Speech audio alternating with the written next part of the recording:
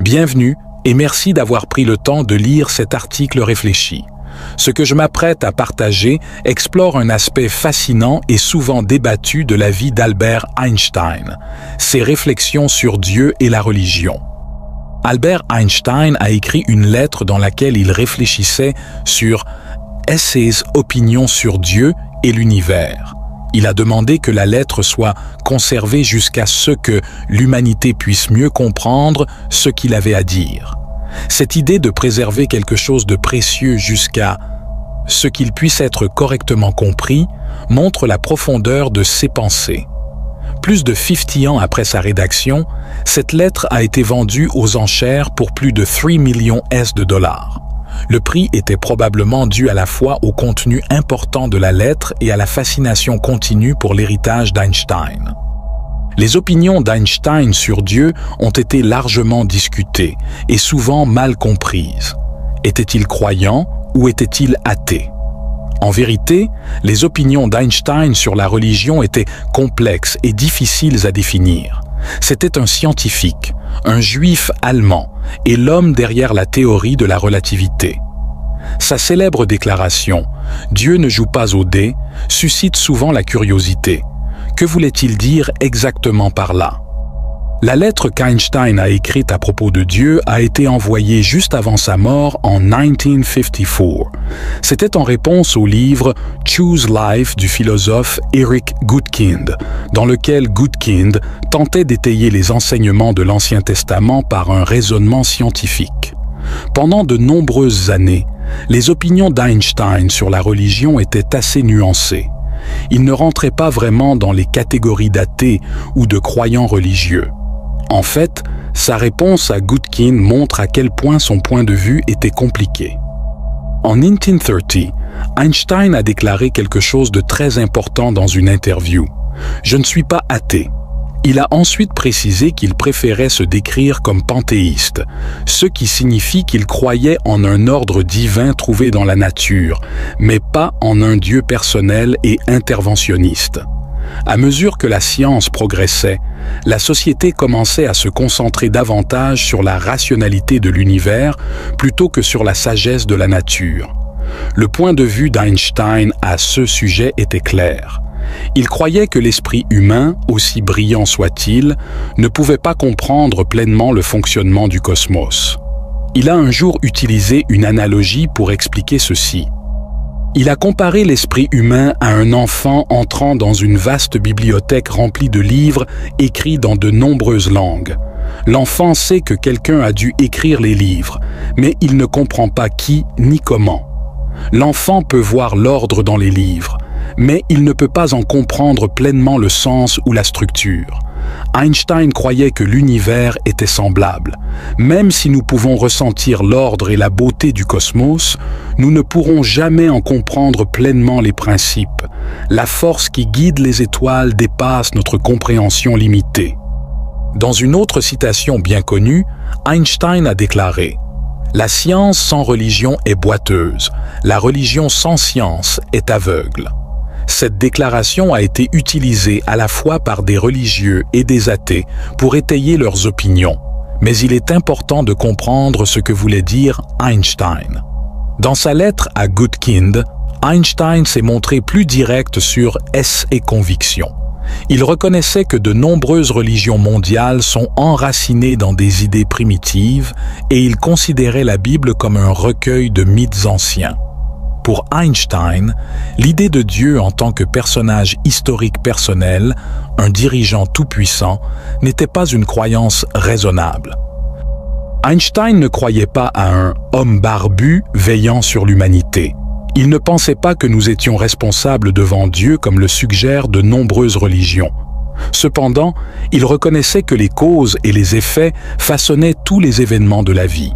Selon ses mots, personnes, légumes ou poussière cosmique, nous dansons tous sur une mélodie incompréhensible jouée à distance par un musicien invisible. Cette idée poétique reflète sa conviction que l'univers fonctionne selon un ordre que nous ne pouvons pas comprendre pleinement, mais dont nous faisons tous partie. Bien qu'il n'adhère pas à l'idée de Dieu telle que la plupart des gens le pensent, Einstein avait une forme de croyance en une puissance supérieure. Son biographe, Ronald W. Clark, écrit qu'Einstein considérait Dieu non pas comme une divinité personnelle intervenant dans les affaires humaines, mais comme l'ordre harmonieux de l'univers lui-même.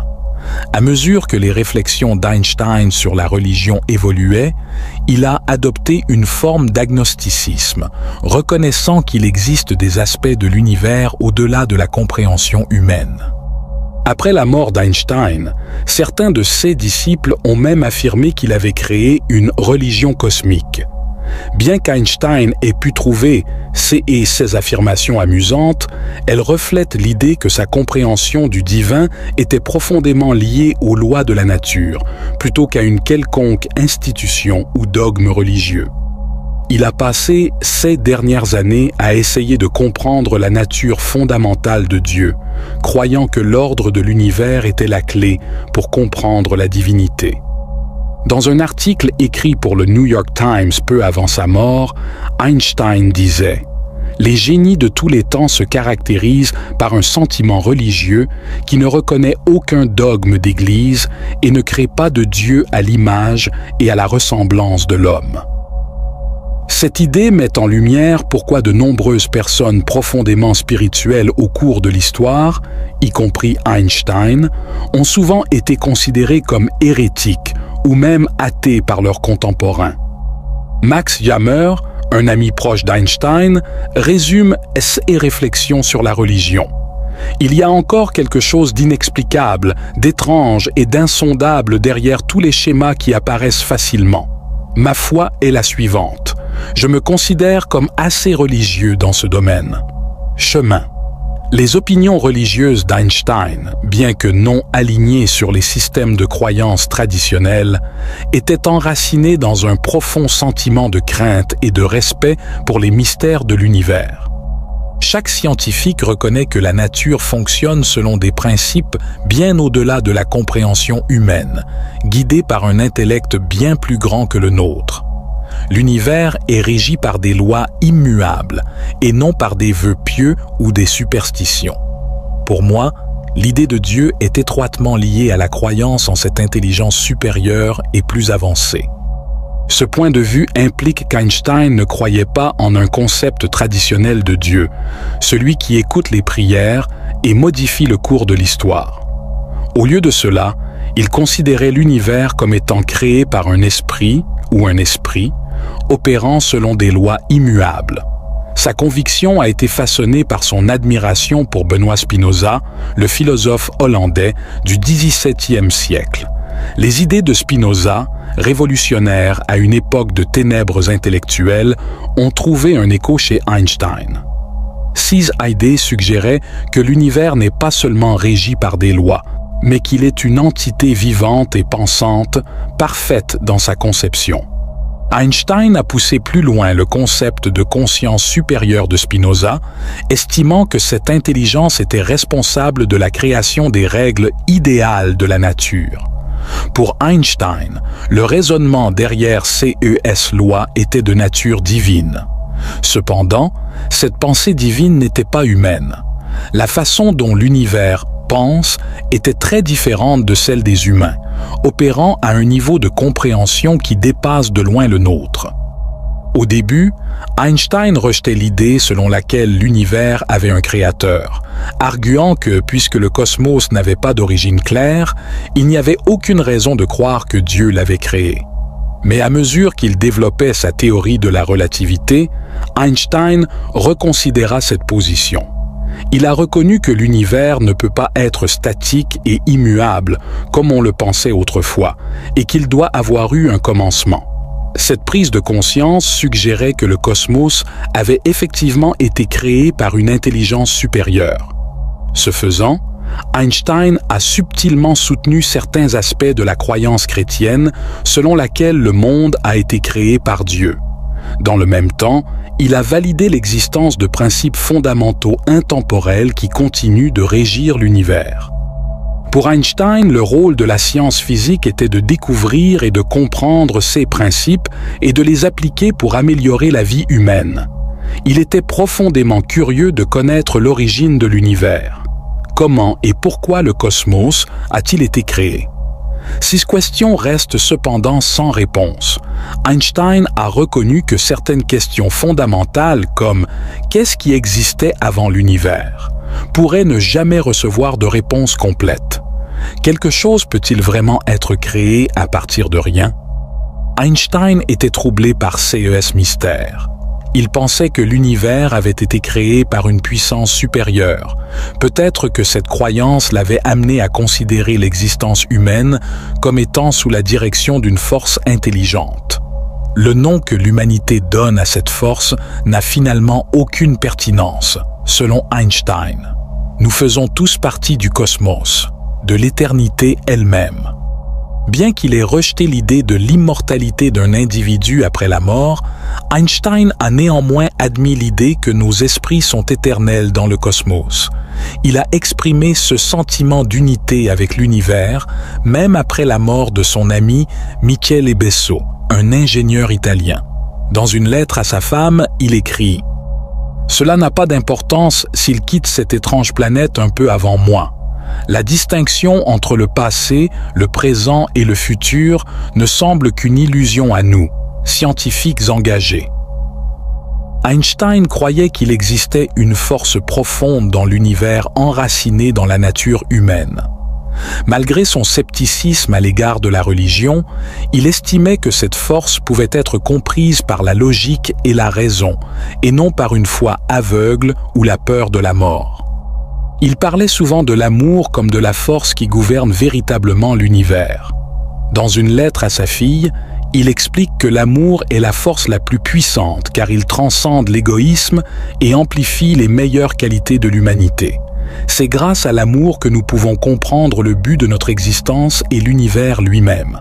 Malheureusement, la peur a poussé l'humanité à ignorer cette force pendant trop longtemps. Einstein croyait que l'amour détenait la clé de la guérison du monde. Il a soutenu que la survie de notre civilisation face aux crises mondiales pourrait dépendre de notre capacité à exploiter le pouvoir de l'amour. La question que beaucoup de gens se posent: comment Dieu a-t-il pu permettre cela? Il lui semblait passer à côté de l'essentiel. Dieu a donné à l'humanité la liberté, mais non sans la responsabilité de choisir avec sagesse. Ce sont nos erreurs, et non l'abandon divin, qui conduisent à la souffrance. Einstein croyait que nous portons chacun en nous une immense capacité d'amour. Si nous pouvions libérer ce pouvoir, il pourrait vaincre les forces de l'avidité, de la haine et de la division qui détruisent notre monde.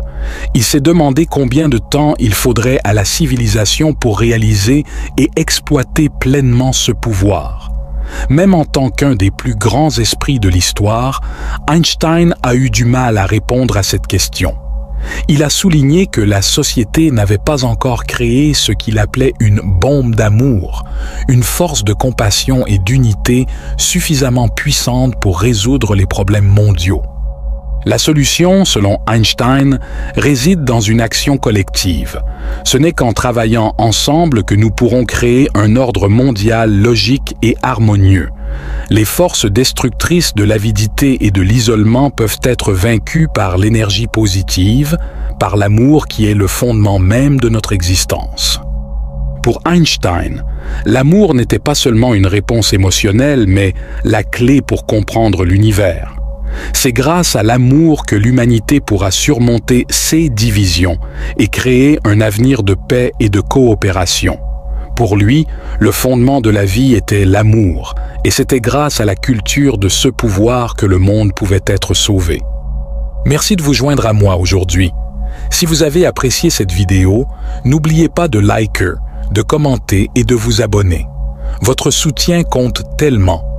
En attendant la prochaine fois, restez curieux et continuez à explorer.